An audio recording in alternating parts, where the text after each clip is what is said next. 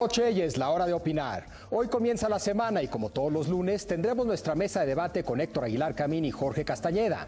Primero arrancaremos con una discusión sobre nuestro precario arreglo democrático y los cambios que, según muchos, necesita nuestro sistema electoral para fortalecerlo.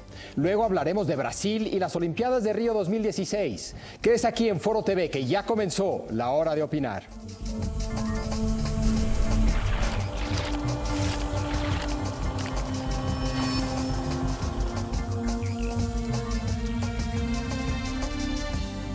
A nombre de Leo Zuckerman, titular de este espacio, muy buenas noches. Y muy buenas noches a Héctor Aguilar Camín. Héctor, muy buenas noches. ¿Cómo estás, Javier? Y a Jorge Castañeda. Jorge, muy buenas noches. Hola, Javier. Buenas noches. A partir del año 2000 hemos visto alternancia y elecciones competidas. Sin embargo, la mayor competencia electoral no ha significado mejores gobiernos ni tampoco una mayor satisfacción con la democracia.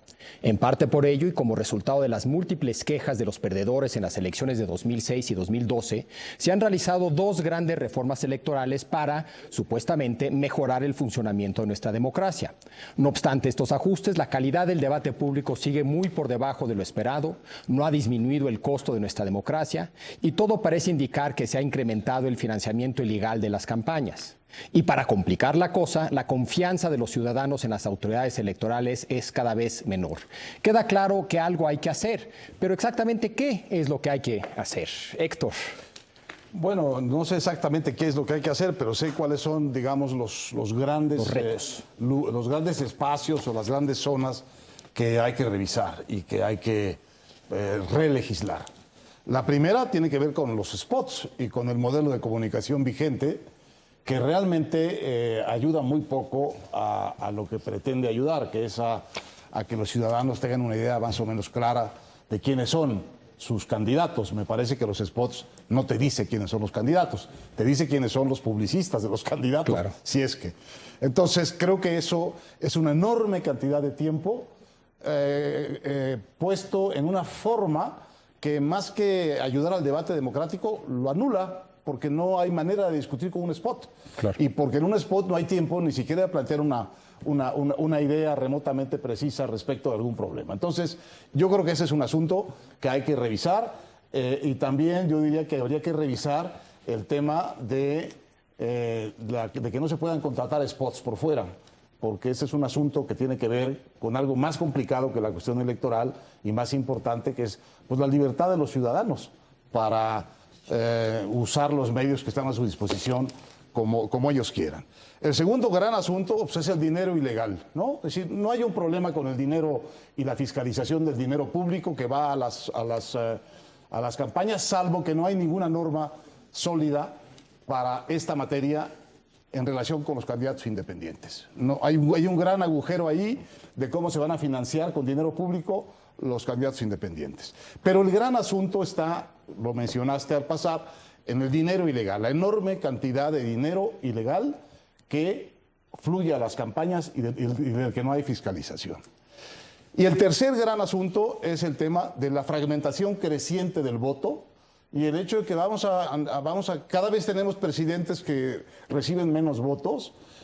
Probablemente en esta elección del 2018, si siguen las cosas así, vamos a tener un ganador con 28% de los votos. Y entonces eso es un problema que afecta a la gobernabilidad, que afecta a la representación y que yo creo que debilita más que fortalecer el proceso democrático. Cada uno de esos temas, el spots, el modelo de comunicación, el dinero ilegal que va a las campañas y la fragmentación, puede tener distintas soluciones. Creo que aquí estamos para conversar un poco sobre lo que se nos ocurre hacer en cada uno de esos campos. Jorge. Sí, lo de los spots creo que es lo primero, quizás, como dice Héctor. En primer lugar está el tema de que todo el tiempo que se le da a los partidos sea a través de spots, en lugar de que una parte sea de spots de 30 segundos, una parte pueda ser de spots de 5 minutos, y ahorita explico lo que parece una aberración, pero no lo es, y otra parte sea juntar los tiempos oficiales para debates. Debates no organizados por el INE ni por nadie, organizados por los medios o por las instituciones universitarias o de la sociedad civil o lo que sea. ¿Con quiénes? Con los que quieran ir, con los que inviten y los que quieran ir. Pues primero el tema de los spots. Bueno, sí pueden ser útiles los spots de 30 segundos en campaña, pero a condición de que la respuesta pueda ser inmediata. Y eso es lo que no está permitiendo, no lo permite la mecánica actual, como en Estados Unidos o como en Francia. O sea, que tú administres cuándo entran tus spots. Pues más o menos. Es decir, si tu adversario saca un spot acusándote de lo que tú quieras, pues que tú le puedas responder el mismo día o a más tardar al día siguiente. Esto todavía en la campaña del 2000 se pudo hacer, en el 2006 a medias, ya en el 2012 no, y ahorita no. Entonces, hay que darle una reglamentación distinta a los spots de 30 segundos. Bueno, luego los de 5 minutos. ¿Por qué 5 minutos? Bueno, qué aburrido, por no decir otra palabra que me gusta más. Pero bueno, qué pereza tener que soplarse 5 minutos de un idiota ahí. Pues no, tiene que averiguarse el idiota para no ser idiota. Es decir, necesita un buen creativo, un buen publicista, un buen interlocutor tal vez, una buena producción, y sobre todo el candidato tiene que tener algo que decir durante 5 minutos. Contenido. No, pues es que no tengo nada que decir durante 5 minutos, hijo. Entonces, ¿cómo vas a gobernar este paisote durante 6 años? O el distrito electoral o la delegación, me da lo mismo.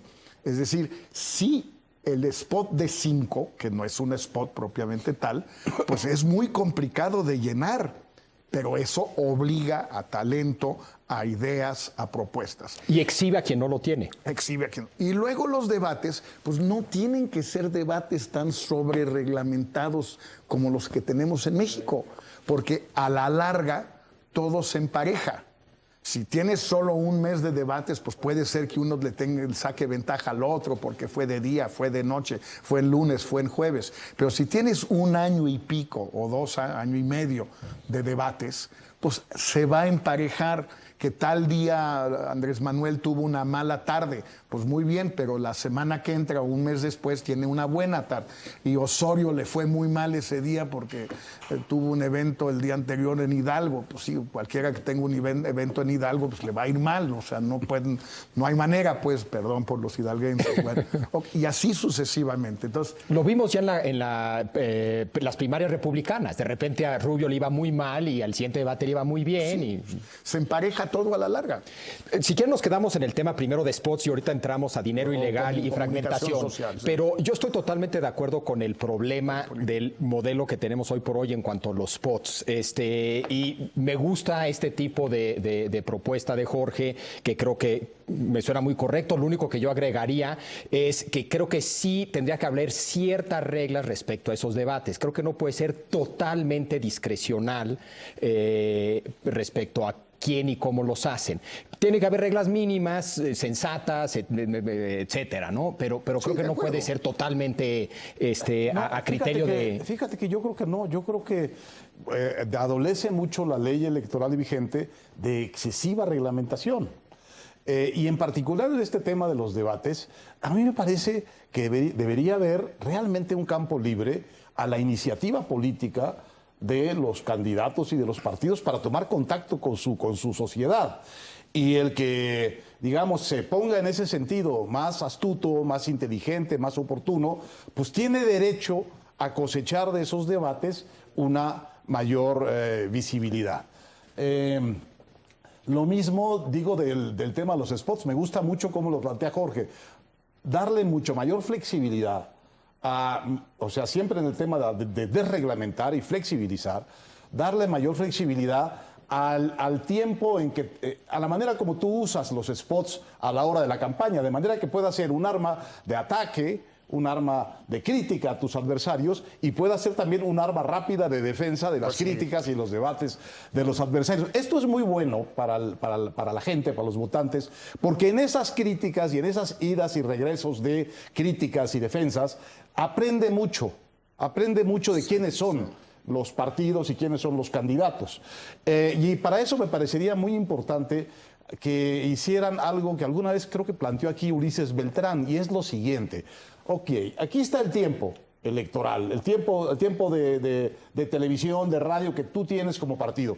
Ahí está tu bolsa, es como si tuvieras una cuenta en el banco, y tú, con estos precios que están pactados por el IFE, que en realidad no hay precios, tú negocia con las televisoras, con las radios, tu propia campaña. De manera que, otra vez, el partido quede en libertad y en flexibilidad de ganar o perder. Si se equivoca en eso, pues pierde. Pero está bien que pierda, porque quiere decir que es un mal estratega. Sí, claro. Y si gana, está bien que gane, porque quiere decir que es un buen estratega. Entonces, que haya mucha más libertad dentro de esta rigidez impresionante para que vaya y venga la iniciativa de los partidos y de los candidatos. Esa sería, digamos, incluso, el espíritu del asunto. Sí. No, esto que dice Héctor el spot de respuesta casi vuelve inútil o redundante la no campaña negativa, la reglamentación anti campañas negativas. A ver, si yo digo que fulano de tal o alguien dice en un spot, tal candidato es un ratero, en lugar de prohibirlo o que durante 2 semanas el INE tenga que decidir. Y luego el tribunal. El tribunal no, contesta el destinatario del trancazo. A ver. ¿Por qué por spot primero? A ver, tú dices que soy un ratero, pues yo digo que el ratero eres tú y que no puedes demostrar que yo soy ratero, Se enganchan vía spots y luego se van a el debate. Lo que la Constitución Eso le prohíbe, ayuda a mucha gente. lo que la Constitución prohíbe no son las campañas negativas, prohíbe la calumnia. Calumnia. Calumnia. Calumnia quiere decir una cosa que yo hago pública en daño de tu honorabilidad o en daño de tu prestigio y es falso. No solo que lo haga público, sino que es falso. Y que sé yo que es falso. Y que sé que es falso. Creo que se incluye. Entonces, es un aspecto muy específico. No quiere decir que no pueda hacer campaña negativa contra ti. Puedo... Que gobernó mal su estado, que... No está prohibida la difamación. ¿Qué es la difamación? La difamación es algo que es cierto, pero que te hace daño. Que hace daño a tu fama. Gobernaste mal tu estado. Eso no está prohibido en la Constitución. Lo que pasa es que por extensión, todos los partidos se quejan de que si alguien le dice al otro, oye, tú mides 1,60 y mide en realidad 1,62, entonces me calumnió. Sí. Entonces todo se vuelve materia de acusación de calumnia. Me parece que en eso habría que ser también mucho más liberal en términos de la lectura, ¿no? De lo que es el mandato constitucional, porque la verdad prohíbe una cosa muy específica que se amplía en general en el debate a cualquier campaña negativa. La crítica le respondes con un spot. Si no es ni calumnia ni difamación, pero es una crítica muy dura, pues respondes con... Pero el nombre del juego es flexibilidad, más flexibilidad en todo. Yo estoy de acuerdo en términos generales, dos matices que yo pondría. Primero, estoy de acuerdo con la flexibilización, estoy de acuerdo con un modelo de ese tipo que permita más debate y diálogo. Mi único problema tiene que ver y no quiero entrar al tema del dinero ilegal ahorita, pero si parte del problema del dinero ilegal es que por debajo de la mesa se está comprando tiempo en medios, hay que tener mucho cuidado para que esta flexibilidad en el modelo de comunicación no permita ese tipo de cosas. Pero ahorita hablamos del problema de corrupción. El otro tema que a mí se me preocupa y mucho, y sobre todo por lo que ocurrió en Estados Unidos con un famoso caso de Citizens United, es decir, con la compra de tiempo por privados. Yo ahí sí estoy totalmente en contra, y estoy en contra sobre todo con el tiempo que podría comprar una corporación, una persona moral. Tengo muchos menos problemas, igual lo permitiría topándolo en la compra por individuos, pero no permitiría que ninguna persona moral pudiera comprar, porque por muchas razones son entes ficticios sin ideas propias, tienen las ideas de quien los liderea, de los accionistas mayoritarios, del director de la empresa, pero no hay unas ideas propias de la institución. Además, esas instituciones suelen tener una pluralidad de ideas. Un sindicato, una empresa, tienen una pluralidad de ideas y no una sola idea. Y Yo entiendo el argumento de libertad de expresión cuando se trata de un individuo. No lo entiendo cuando se trata de una corporación. Así es como está planteado. Okay. No, bueno, porque originalmente el amparo que se hizo era tanto para personas físicas como morales. Hubo y la queja... El del CCE y el nuestro. Sí, pero eran distintos. Eran distintos. Y la queja en 2006 fue en contra de 2007. la compra... 2007, bueno, la queja en el 6 y se arregla en el 7. Exacto. Sí. Fue en contra de la compra de tiempo por corporación, por personas morales, ¿no? Pero ese sería mi único matiz también en cuanto a comprar. Mira, yo no insisto mucho en el tema de que se abra el financiamiento privado, porque es muy polémico y realmente distrae la discusión, la lleva a un lugar en donde no se construyen acuerdos, ¿no? Pero te digo una cosa, el problema no es que sea privado o público, el problema es que sea fiscalizado y que se sepa con claridad de dónde viene y quién lo pone. ¿Quién lo paga? Claro. ¿No? Nombre y apellido. ¿Qué es lo que estamos teniendo? Estamos teniendo de cualquier modo, ¿no? Lo sabemos, de muchísimas historias y muchísimas realidades de políticos en campaña, que hay muchísimo dinero que de cualquier modo va, solo que nadie sabe cuánto es. Solo que además ese dinero es ilegal hoy, no era ilegal, hoy es un delito. Entonces invita mucho más a la clandestinidad y al secreto. Y luego, el problema con ese dinero, otra vez, es que no está fiscalizado. Entremos a ese tema. Lo que no está claro es ese dinero de dónde viene y cuánto es. Ni siquiera sabemos cuánto es. Sabemos que es muchísimo, pues por lo que nos cuentan, ¿no? Por lo que nos cuentan los que están en la operación del asunto. O sea, Y indicios como el que señaló Luis Carlos Ugalde de que incrementa según el circulante según el Banco de México. Ese es un hecho monetario específico. Que algo consistente. Dice, que algo dice. Entonces, algo tendrán que ver las campañas con el aumento del circulante. No, pues sí se gasta mucho en campaña y como ese dinero viene de alguna parte. Además del Estado, olvidémonos del INE, sino el dinero que no viene del INE, pues se gasta muchísimo y es perfectamente factible que llegue a tal grado, por lo menos en las elecciones presidenciales y legislativas de ambas cámaras y del DF, y ahora 8 gubernaturas en el 18, 8, y no menores, grandototas. Bueno, pues va a ser una cantidad de lana impresionante. Yo sí pienso, volviendo a lo que decías de Citizens United, de acuerdo con Héctor, que no entra demasiado al tema, pero hay que buscar una manera que sea más híbrida que Citizens United, que es que se puede todo, y México, que legalmente no se puede nada. Los individuos, personas físicas. Bueno, pueden ser personas físicas o pueden ser personas morales no para fines de lucro. Por ejemplo, una empresa X, la que hace esta taza, no sé quién sea, no puede decir yo que fabrico tazas apoyo la candidatura de Juan Pérez. Pon tú, eso no. Pero si hay un grupo de personas... Citizens United. No es Citizens United porque no puedes permitirlo si viene de una fuente privada con intereses propios por ahí. Pero el dinero de las AC viene muy seguido. Por eso, tienes que buscar una fórmula. Ese debate te lleva a un lugar en donde no... Pero a mí me gustaría simplemente que hubiera la posibilidad, por lo menos de ideas, si no de personas.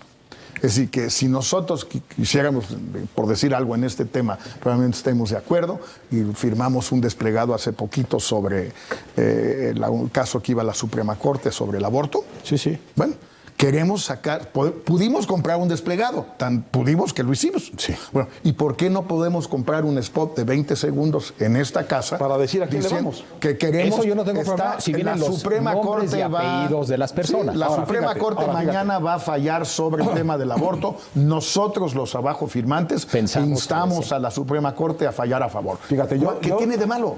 Yo ninguno, si es nombre y apellido de los abajo firmantes. Y que fiscalizas el gasto, pero lo haces vía el SAT, porque hay un responsable. Bueno, ¿cómo lo pagó? Pero ese es el tema es la fiscalización. Exacto, ese es el tema. Pero el tema no es de dónde viene no el es dinero. Imposible. También es un problema. Sí, yo creo que sí. También.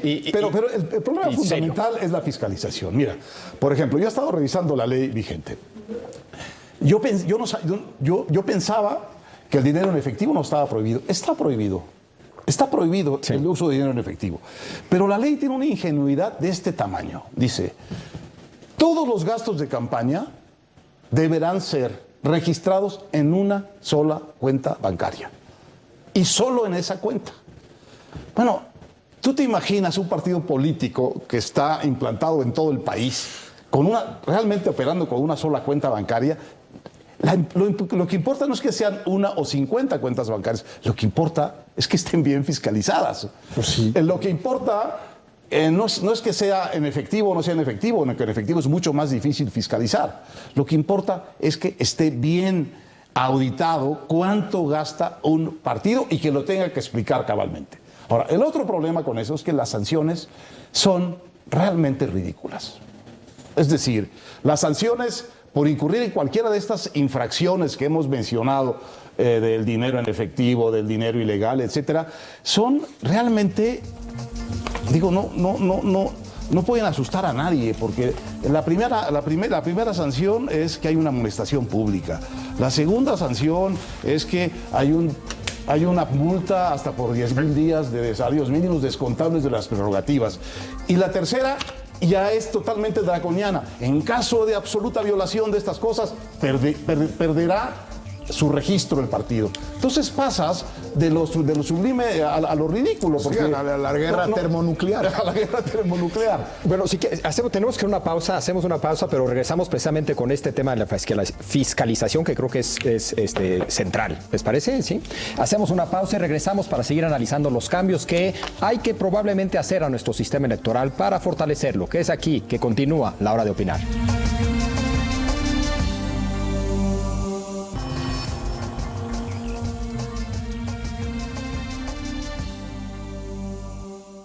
Ya estamos de regreso y seguimos analizando nuestro precario arreglo democrático y los cambios que, según muchos, necesita nuestro sistema electoral para precisamente fortalecerlo. Estamos hablando de la fiscalización. Héctor, perdón, te interrumpí para hacer un corte. Bueno, tenemos evidencia y de mucha gente que conoce muy bien el proceso de que en cada elección hay varias veces, a veces, más dinero, que no es el dinero que viene controlado por el INE, no es el dinero de financiamiento público, eso es dinero ilegal, es dinero que viene de otras fuentes, que viene de extrañas aportaciones, de extraños compromisos, y que muchas veces ese dinero, en todos los ejemplos que conocemos concretos, específicos, es varias veces mayor que el dinero que le tocaría a ese candidato para competir por esa jurisdicción. Entonces, para competir por Luis Carlos Ugalde ha hecho, creo, el cálculo para senadores. Puede el dinero ilegal que llega a las campañas representar en ese caso hasta 8 veces la cantidad permitida y otorgada como financiamiento público. Pero Jorge y yo hemos preguntado a políticos en activo y candidatos en activo cuánto dinero real hace falta para competir. Son unas cantidades increíbles. A mí me dieron una en Monterrey de que para tú jugar a la candidatura de gobernador de Nuevo León necesitas traer a la mesa como 700 millones de pesos. Para jugar a la presidencia municipal de Cancún como 100. Es muchísimo, eso es como 10 veces. Para sentarte a la mesa. Para sentarte a la mesa y poder hacer todo lo que llaman operación electoral, movilización, compra de voto, gente... Bueno, ahora, unos tienen que gastar más que otros, porque unos... Y unos ganan gastando mucho menos. Bueno, también hay que... o sea, para empezar, por la cuota de la tranza. Es decir, en un partido, no voy a decir cuál, pero en fin, en un partido donde la lana que se gasta, pues la mitad se la clavan o la tercera parte se la clavan, pues tiene que gastar 30% más que los otros donde no se la clavan o no se clavan tanto. Para mí y eso es un tema bien importante porque es un estímulo a gastar más y más y más. Claro, porque ese es el tema para mí. Se gastan esas cantidades no porque eso es lo que cuesta. Déjenme hacer la analogía de la NASA, que gasta una fortuna en comprar tuercas, no porque eso es lo que cuesta la tuerca, sino porque se ha generado un sistema que si tú le vendes a la NASA, se lo vendes 20 veces más caro. Entonces, hay una dinámica aquí también que tiene en parte que ver con corrupción y tiene también, creo que en parte que ver con esta dinámica de que hay un solo comprador y un solo, en fin, una dinámica particular a las elecciones que hace más costoso lo que en realidad debería de valer mucho menos. Entonces, por un lado, hay que ajustar por eso y hay que combatir eso. Pero por el otro lado está el tema de la corrupción. Y mi pregunta sería, ¿esto es un subtema dentro del gran tema de la corrupción en México o es un tema aparte de la corrupción en México? Es decir, ¿esto se va a lograr combatir con el Sistema Nacional Anticorrupción y la lucha se debe de hacer a través de la PGR, a través de la nueva Fiscalía, a través de todos los órganos encargados de combatir la corrupción? ¿O es un tema para el INE? Yo creo que no es un tema para el INE. ¿Por qué no? Ni para las leyes electorales estrictamente. Ese es un gran punto. ¿No? Yo digo, tienes razón, pero yo creo que es ante todo un tema para el SAT.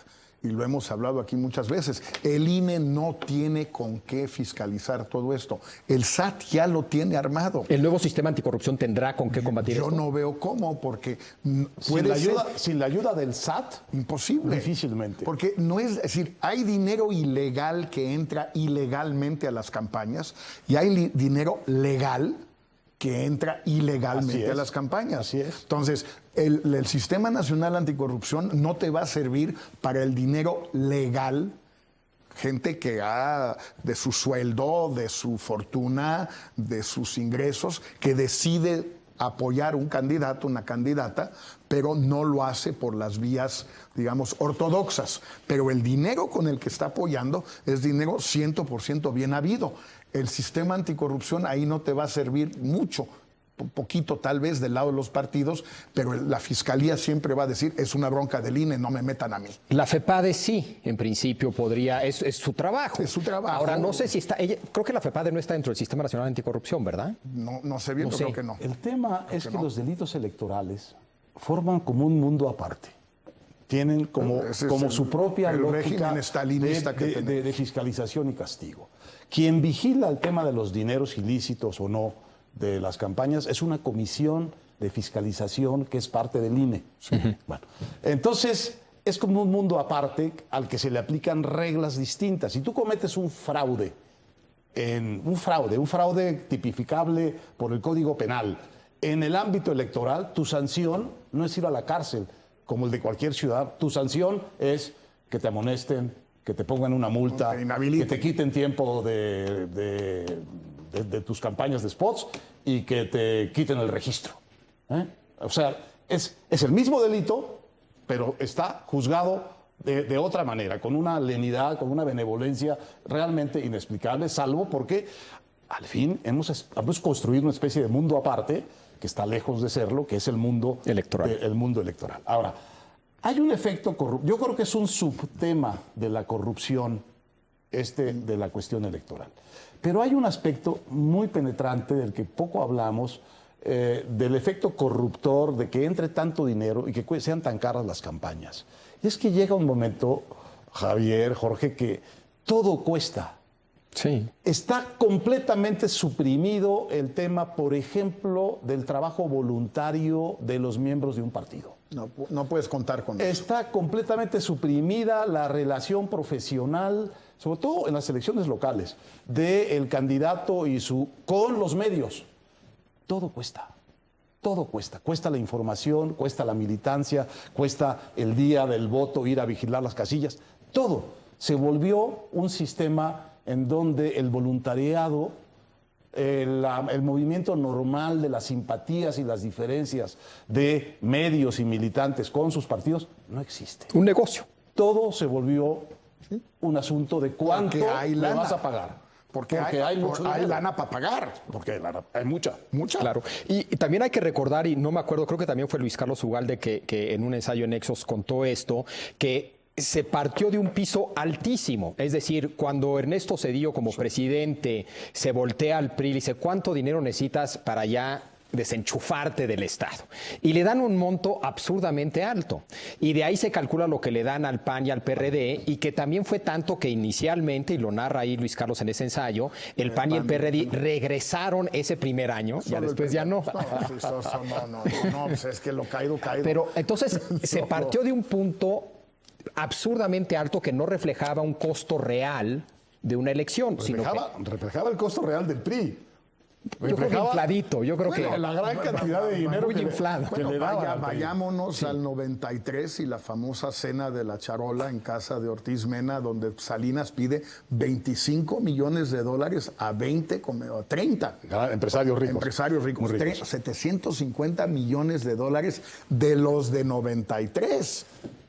Sí. O sea, Ahora, fíjate. eso es lo que Salinas calculaba que iba a costar la campaña de Colosio. Jorge dijo una cosa muy interesante, que es el tema del dinero legal que entra ilegalmente a las campañas. Y habló de fondos, digamos, de privados. Pero yo creo que una buena parte del dinero ilegal que está en las campañas es dinero que legalmente reciben los gobiernos estatales de sus participaciones federales y desvían del objetivo Sí. original de esos fondos hacia las campañas electorales. Yo creo que ese es el mayor porcentaje del dinero ilegal que entra a las campañas.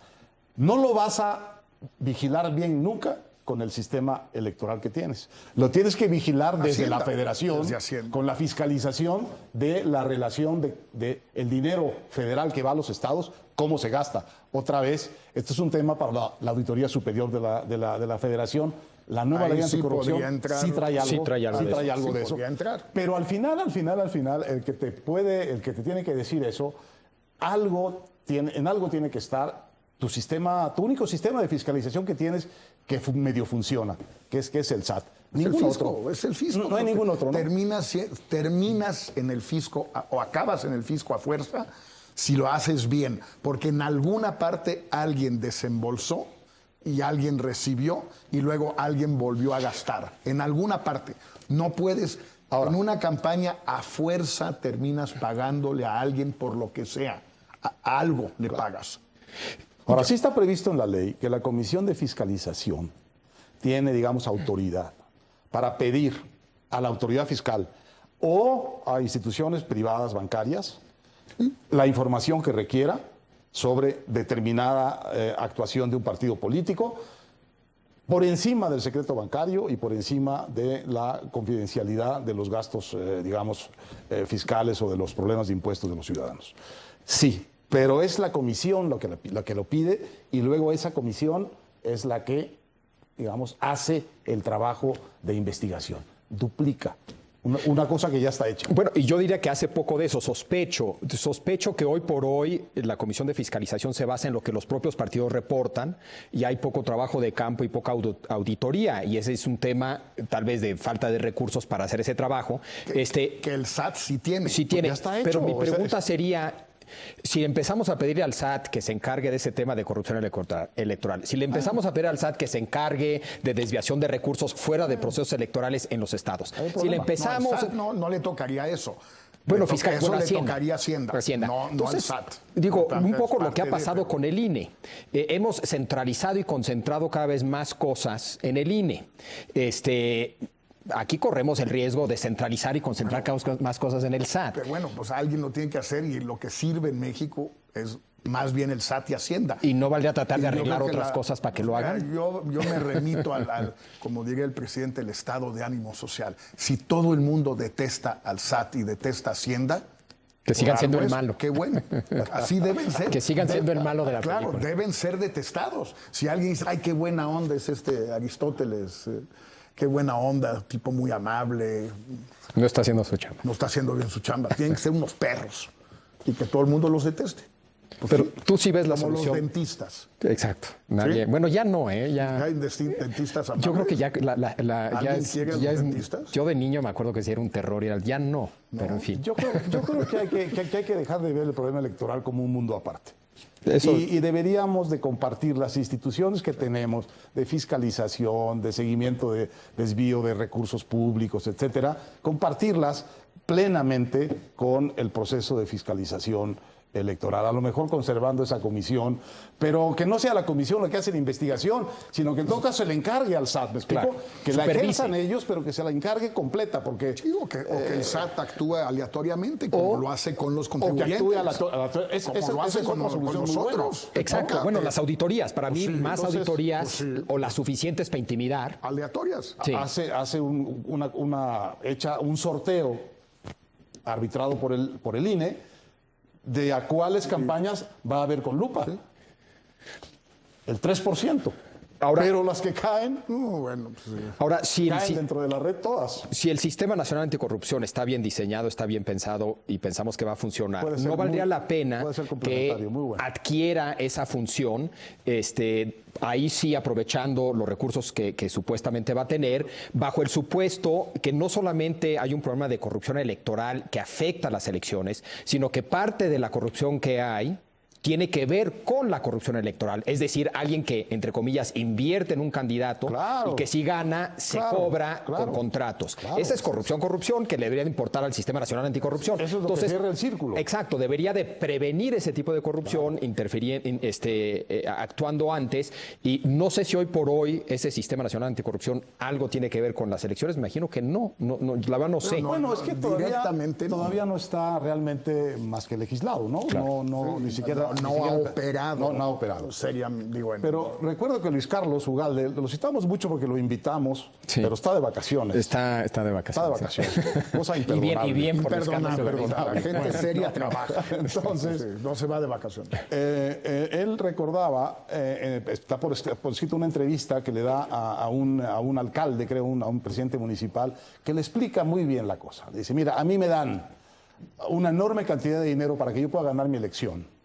Y yo, cuando llego de presidente municipal, tengo de alguna manera que devolverle a quien me lo dio. No quiere decir al gobierno anterior. Lo que tiene que hacer es conseguir recursos parecidos, equivalentes, para que el candidato de su partido que lo va a suceder tenga un poco las mismas ventajas que él tuvo.